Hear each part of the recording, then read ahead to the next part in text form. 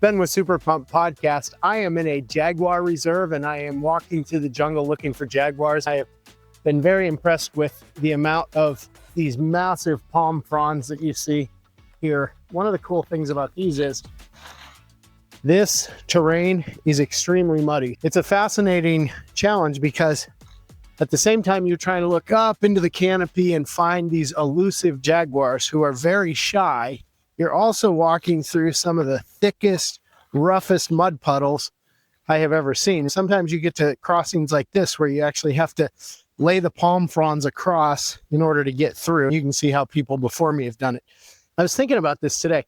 It's unlikely I'm going to see a jaguar today, but one of the cool things is if you seek big things in your life, like going into a jaguar reserve and trying to find this elusive creature which is endangered, you see all kinds of other things. I've seen these really cool, I wish I could see some right here, but fruits on these trees.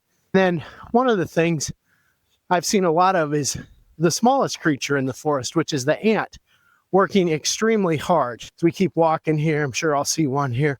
Oh, here's one. Right here, if you look, the ants have a little highway going right here. Can we zoom in on that? They are going all the way across here. They're going across the log. These ants all carrying little pieces of palm fronds down along here, then across here, then down another log, somewhere out into the bush here. This has been an unexpected benefit of getting out here. Often what I found in my own life is I'll set one goal, which I think is the objective, the main goal that I'm headed toward. But in reality, I discover all these other cool things. Today, I'm looking for the jaguar. Very unlikely I'm going to find one, although I continue to look, continue to be hopeful. But the reality is I've been blessed by seeing these ants and just being one with nature, hearing the sounds of the jungle and having my heart racing because I'm not sure what's up in the trees. Sometimes that's scary. As you think about your life, go for it this year. Take on big things. And even if you don't see that elusive big thing come true, I guarantee you, just the journey of looking for something important in your life. You can hear the forest here, or the jungle.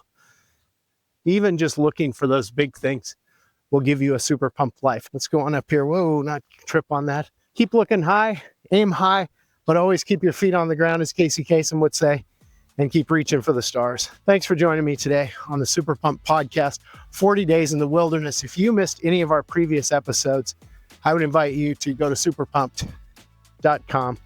Check out all our former episodes. Thanks for joining me today.